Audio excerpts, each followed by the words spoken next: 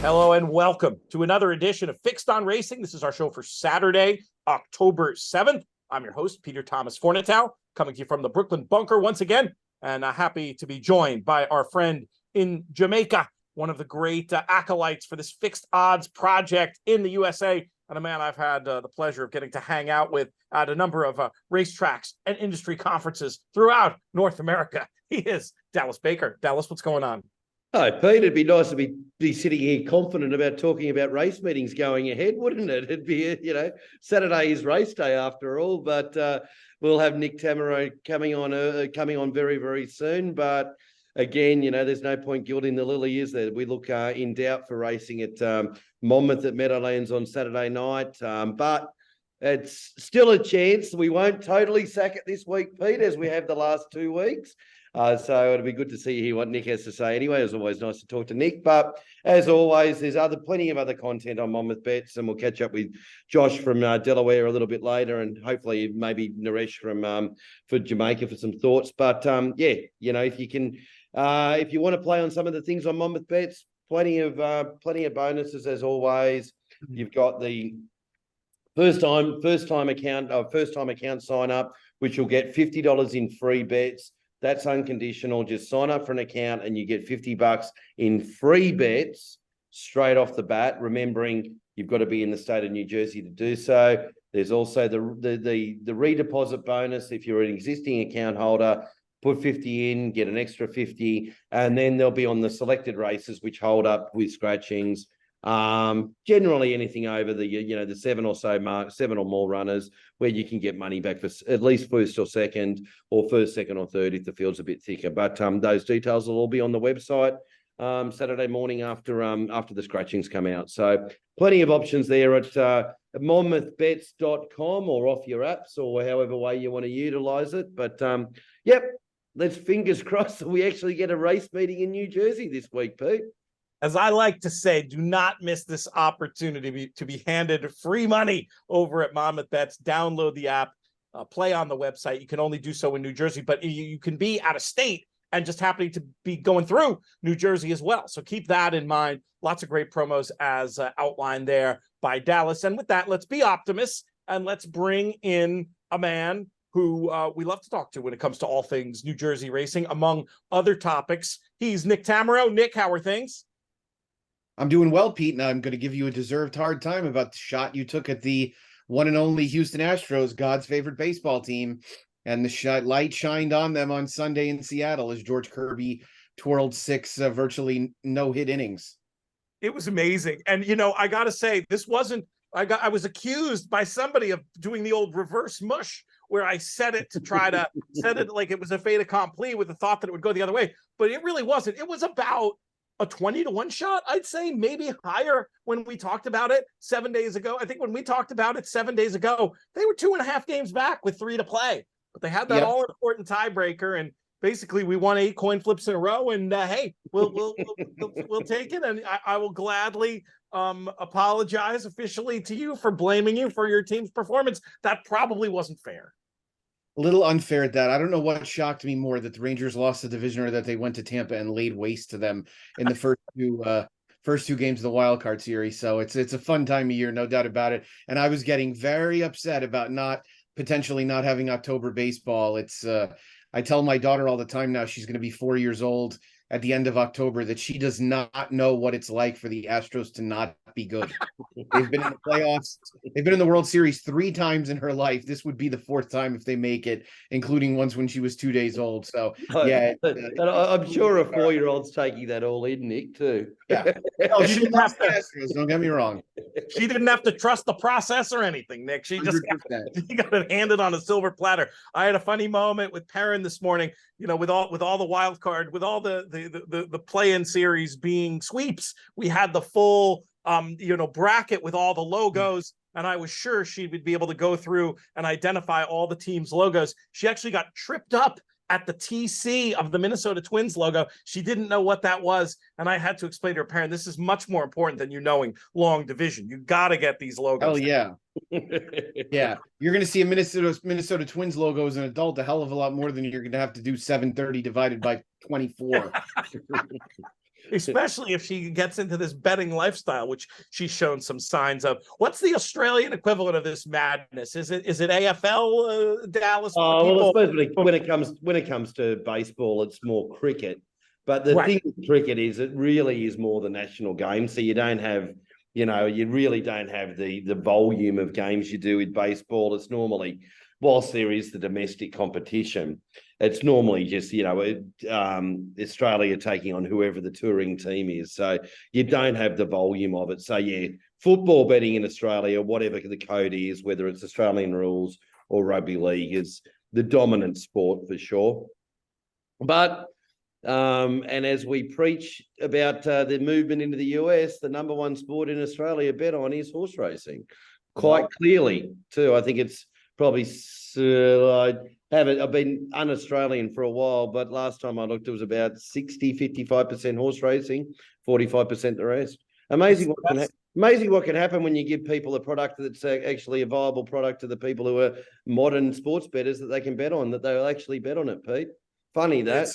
It is amazing, and it's the best betting game in the world. We always say that. And dare I say, Australia turns over close enough to $40 billion a year on horse racing in Australian dollars, which, depending on what the exchange rate is at the moment, which is awful, which is about $30 billion US, which just is 30 billion. Yeah, which is three times as much as what the US turnover on their own product, with less than a tenth of the population. And a good cooperation between tote betting and fixed odds betting, something we often preach on these shows as well. Let's be optimists, Nick, and get very quickly into a couple of ideas at Meadowlands on Saturday night, in case we should go ahead. And you wanted to start off in race number 3. Dallas, can you give us an overview of this market before Nick gives us a selection? I can in race number 3.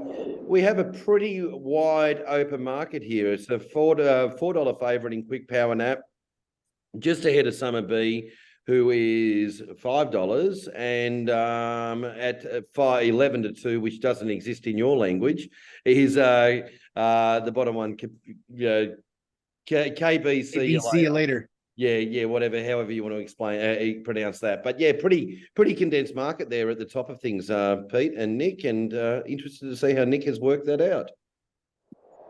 Yeah, so I really like Summer Bee here. I think this horse makes a lot of sense at what should be, a decent enough number. 2 back, it was a troubled run for 40, came back at Delaware on a soft turf course and kind of went 1 speed all the way around there, but did post a 143 first time form US pace figure, which I think is a pretty significant angle. 3rd off the layoff here for Mike Deeney. Just felt like a good situation for this horse from a class perspective. And the fact that he's run well at Meadowlands doesn't really hurt my feelings. I think he's a good fit at a pretty decent enough price. Let's proceed to race number 4. Once again, Dallas, we'll turn it over to you for a snapshot of the market before Nick gives us his selection. Monarch's Glen is your favourite at 2-1 or $3, ahead of Barley Wine at $4 or 3-1 in the fractionals.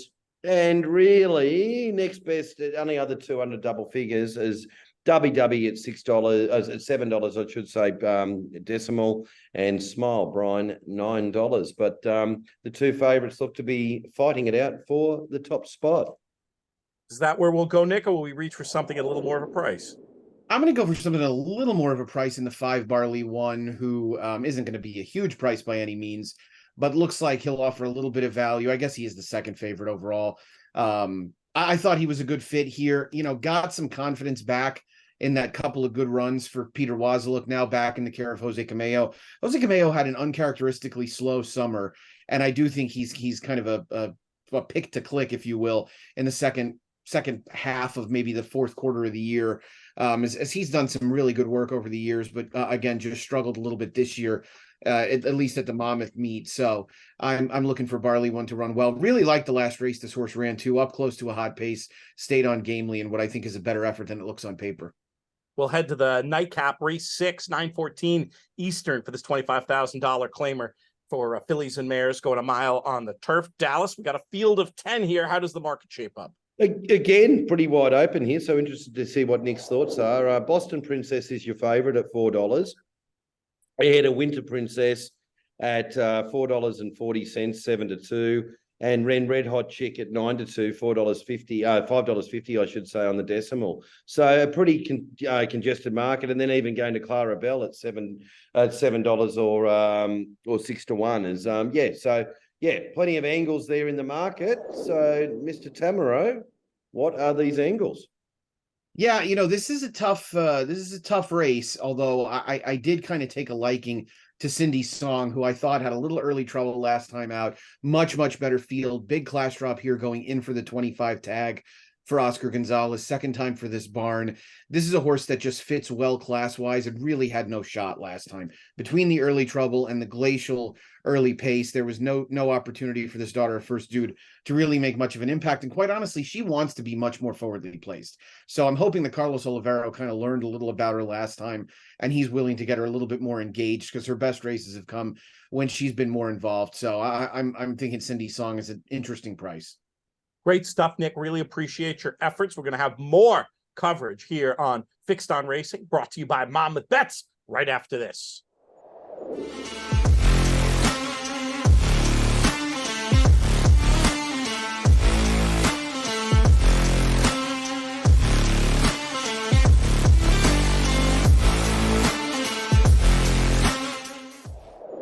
Next up on the show, we turn our attention down to Delaware Park, and that means bringing in our key analyst from down there, who's also the race caller. He's Josh Brown. Josh, what's going on?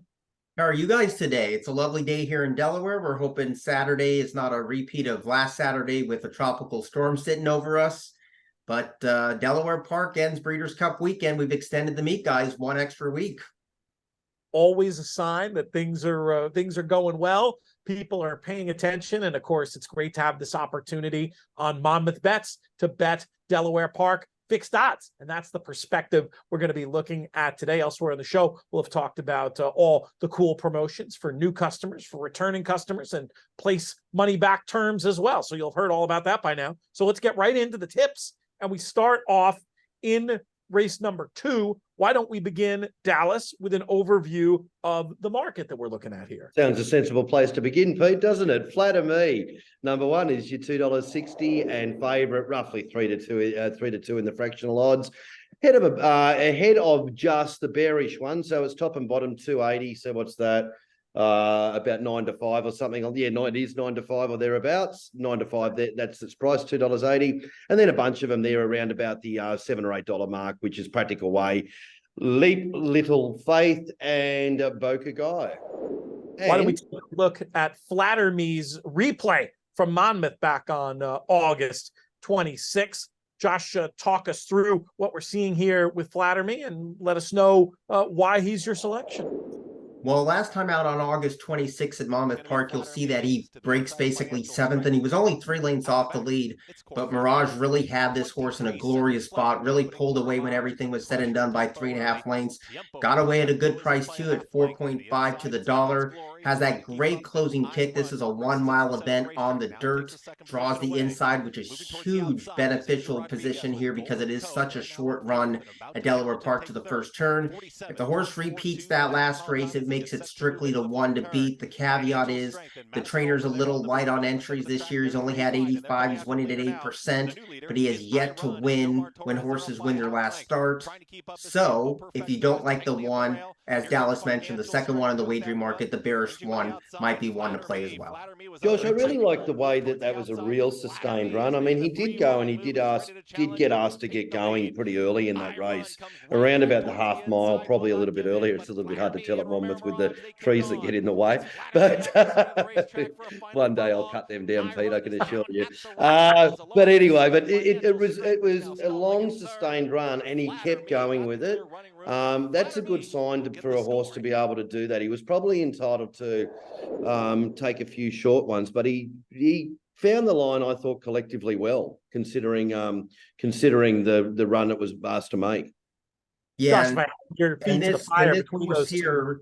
Last time out at Monmouth. Now, this horse doesn't have a lot of dirt experience. And of course, handicappers have a problem trying to put turf and synthetic But this horse on synthetic and on dirt, Pete and Dallas has had good overall speed figures. Like I said, anything based on that last race is the one to beat. But of course, as you guys know, this is horse racing.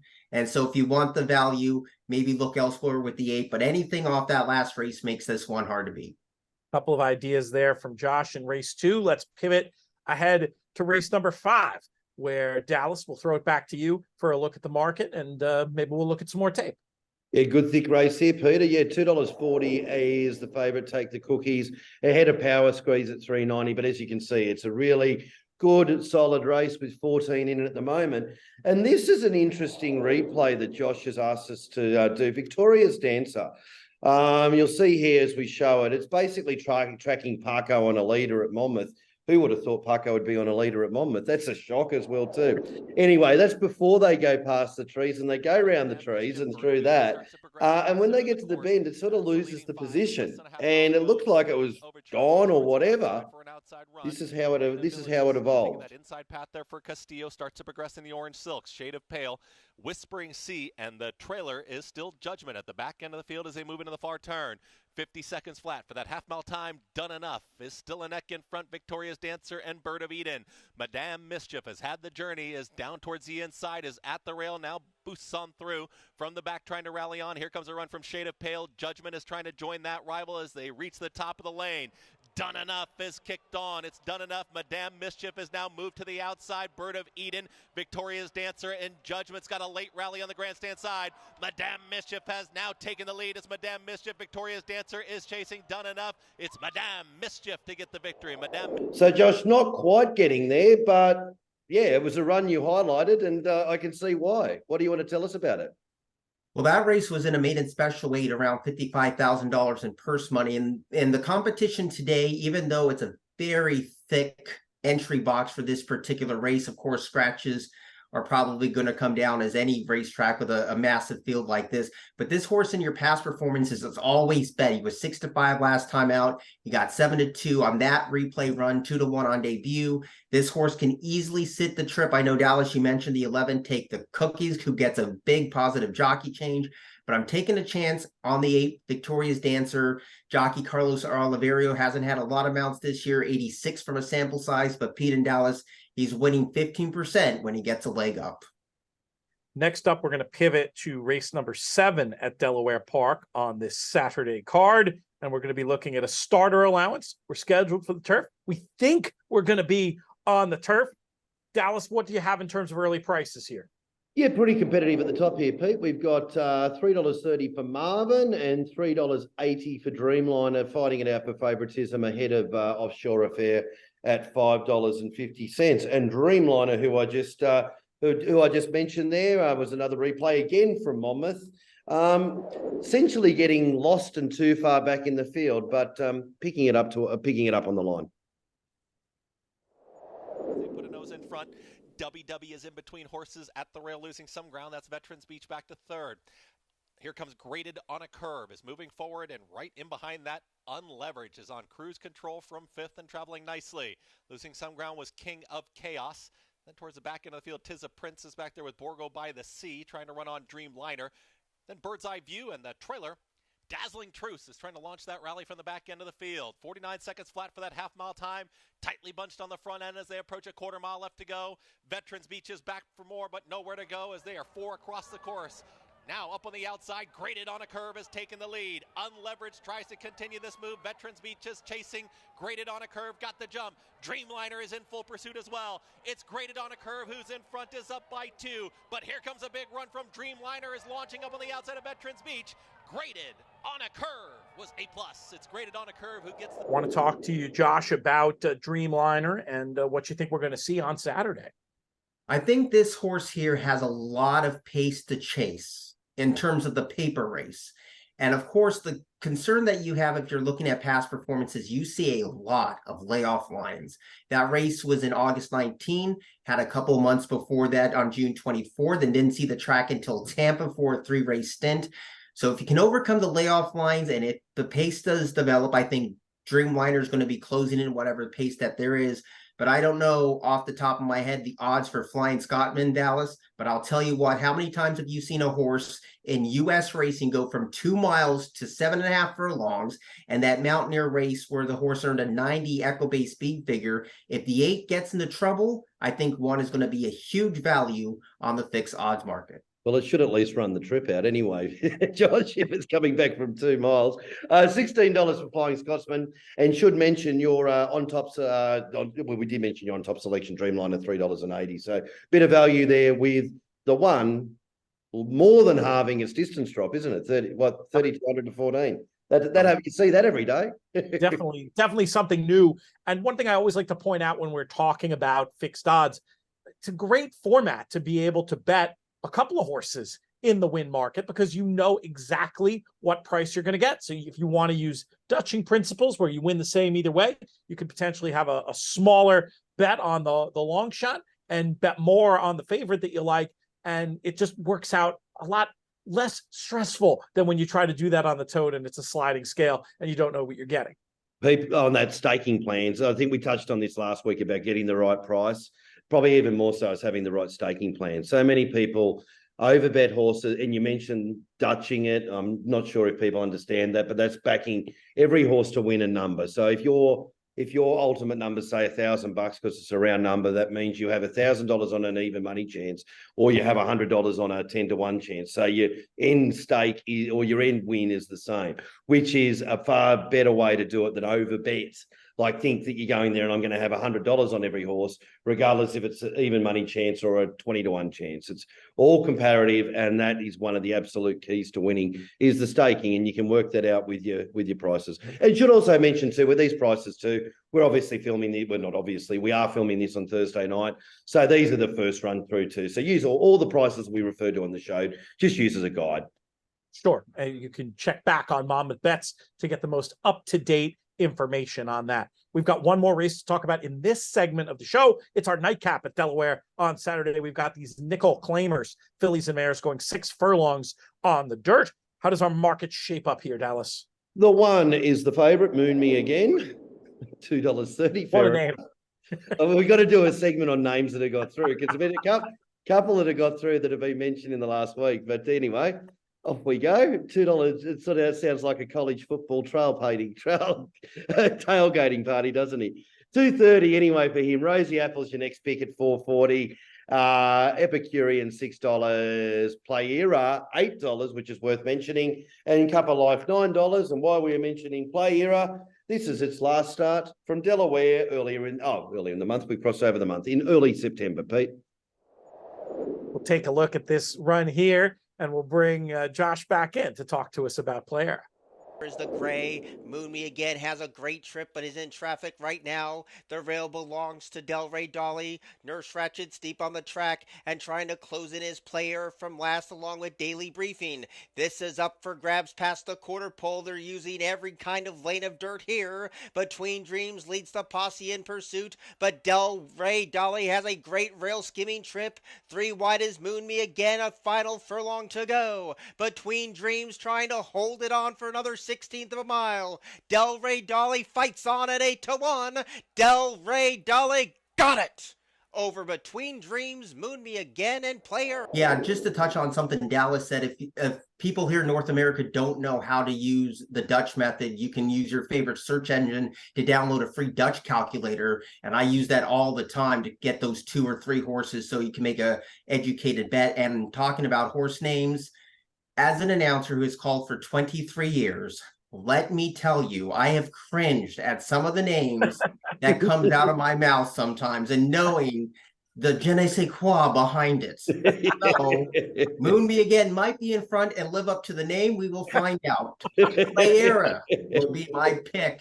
in here. I don't like the fact that this horse ran a massive speed figure last time out. There's room for regression. The horse only had 7 starts here at Delaware with only 1 second place finish.